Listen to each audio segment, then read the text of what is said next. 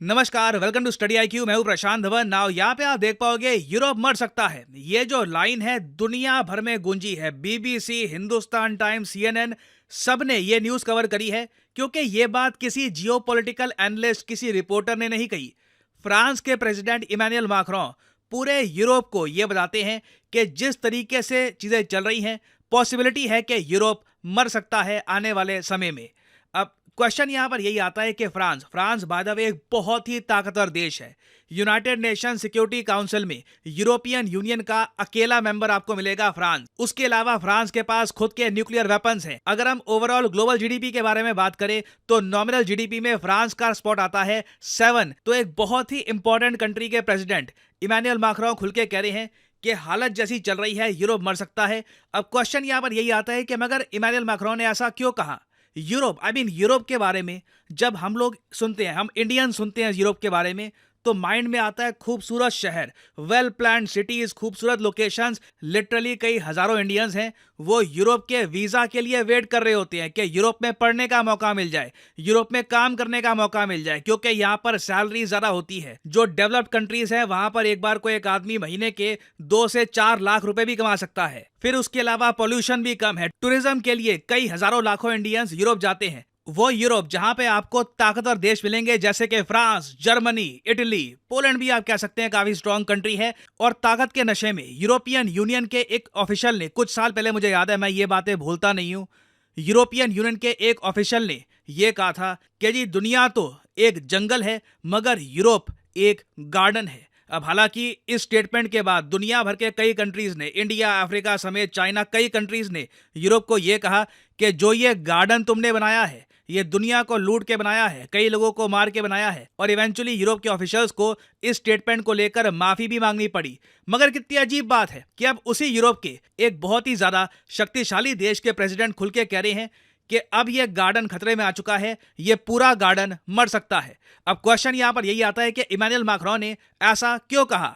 देखो, Emmanuel Macron जो आज के समय कह रहे हैं ना, इसके बारे में अमेरिकन मीडिया 2011 से लिख रहा है। मुझे याद है 2011-2010 के आसपास मैं वॉशिंगटन पोस्ट और न्यूयॉर्क टाइम्स के लेख पढ़ता था। वहां पर यह लिखा था कि यूरोप अब इतना ज्यादा इंपॉर्टेंट रहा नहीं है। प्रॉब्लम देखिए यूरोप के लिए यह है कि यहां पर इकोनॉमिक एक्टिविटी इतनी हो नहीं रही, क्योंकि आबादी तेजी से गिर रही है। जैसे आप लोग जानते हैं फर्टिलिटी रेट यूरोप में बहुत ज़रा कम है। आबादी थोड़ी बहुत मेंटेन करने के लिए ये बाहर के लोगों को बुला रहे हैं ताकि कुछ बेसिक लेवल पर इनकी आबादी मेंटेन रहे, नहीं तो मैं आपको बता दूं एक मैसिव पॉपुलेशन कोलैप्स आएगा पूरे यूरोप में। उसके अलावा जैसे इमैनुअल मैक्रों ने कहा है कि यूरोप के लिए सबसे परफेक्ट टाइम हुआ करता था जब ये रशिया से एनर्जी परचेज करते थे, रशिया से फर्टिलाइजर परचेज करते थे। जो भी इनको प्रोडक्शन करनी होती थी, मैन्युफैक्चरिंग करनी होती थी, जो सस्ते काम यूरोपियंस नहीं करना चाहते थे क्योंकि उनके पास जरा अच्छी सैलरीज थी, 3-4 लाख रुपए पर मंथ के वो कमाते थे, तो जो हल्के काम थे मैन्युफैक्चरिंग के उन्होंने आउटसोर्स कर दिए चाइना को। और उसके अलावा यूएसए कंप्लीट रिस्पॉन्सिबिलिटी उठाता था यूरोप की सिक्योरिटी की। ये जो स्वर्ण काल है ये अब खत्म होने को आ चुका है, क्योंकि जैसे आप लोग जानते हैं रशिया से अब जो ऑयल और नेचुरल गैस यूरोप को जाती थी अब वो नहीं जा रही। यूरोप अब महंगा ऑयल और महंगी नेचुरल गैस परचेज करने पर मजबूर है। यूएसए की तरफ से जो सिक्योरिटी की पूर्ण गारंटी मिला करती थी कि कोई टेंशन की बात नहीं है, नेटो के अंडर हम आप सबकी रक्षा करेंगे, ये भी अब खतरे में है। यूएसए भी अब कह रहा है कि हम अकेले आपको नहीं बचा पाएंगे, आप भी अपनी तरफ से जो अपना डिफेंस बजट है ये बढ़ाते रहिए। और यूरोप को देखिए यूएस मोस्ट प्रोबेबली आने वाले टाइम में छोड़ भी देगा। The United states stepping back from Europe is a matter of when not whether.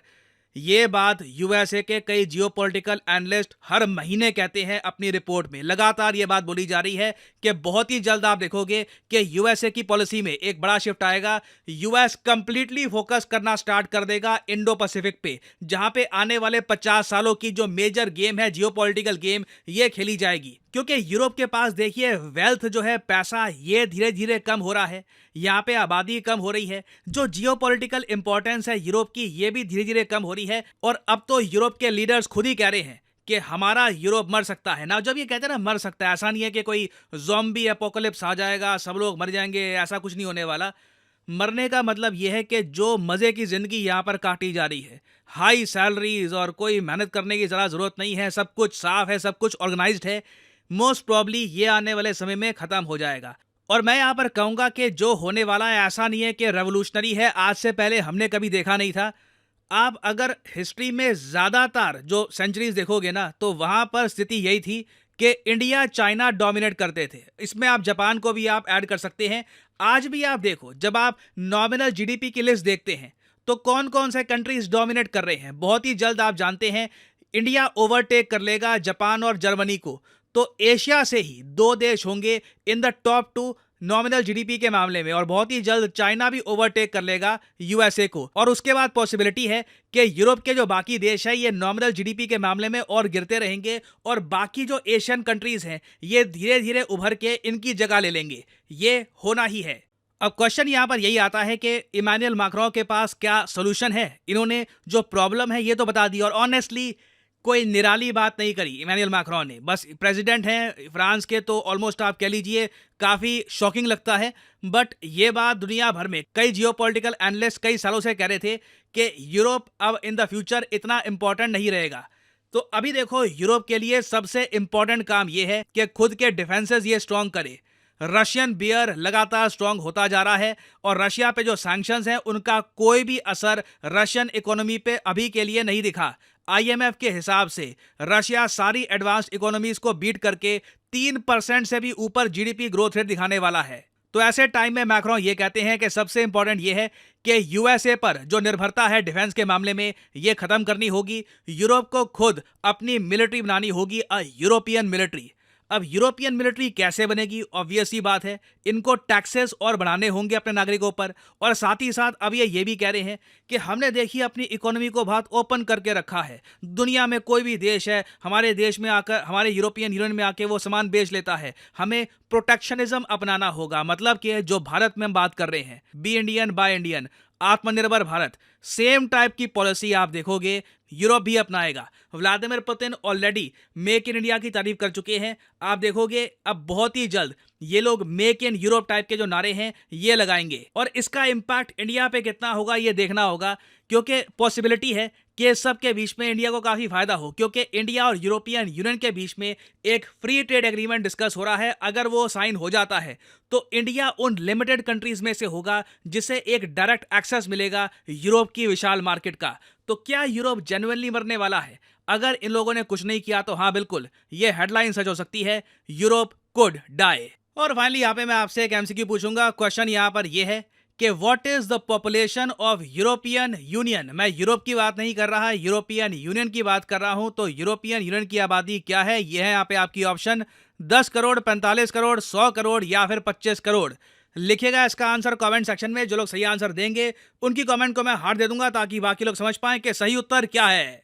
और फाइनली आप लोगों के लिए एक इंपॉर्टेंट मैसेज। अगर आप यूपीएससी एग्जाम की तैयारी कर रहे हैं, आपके पास टाइम है, 1-2 साल का, आप कॉलेज स्टूडेंट हैं, आप रुक के आराम से प्रिपेयर करना चाहते हैं यूपीएससी एग्जाम के लिए, तो कमेंट सेक्शन में जाइए, यहाँ पे आपको मिलेगा ये लिंक। इस लिंक पर करिए क्लिक, और यहाँ पे आपके सामने खुल जाएगा ये पेज। अगर आप मोबाइल फोन पे हैं तो आप स्टडी आईक्यू की जो ऐप है ये भी कर सकते हैं डाउनलोड, और यहाँ पे आप परचेज कर पाएंगे स्टडी आईक्यू के वेरियस कोर्सेज। स्टडी आईक्यू के प्लेटफॉर्म में स्टॉक मार्केट से लेकर UPSC, SSC, UPSC optional various courses available हैं। स्टेट पीसीएस कोर्सेज भी अवेलेबल हैं, यहाँ पे आप देख पाएंगे। और जो हमारा फ्लैगशिप कोर्स है यूपीएससी P2I कोर्स, P2I इसलिए इसको कहा जाता है क्योंकि प्रीलिम से लेकर इंटरव्यू तक ये कोर्स आपकी हेल्प करेगा।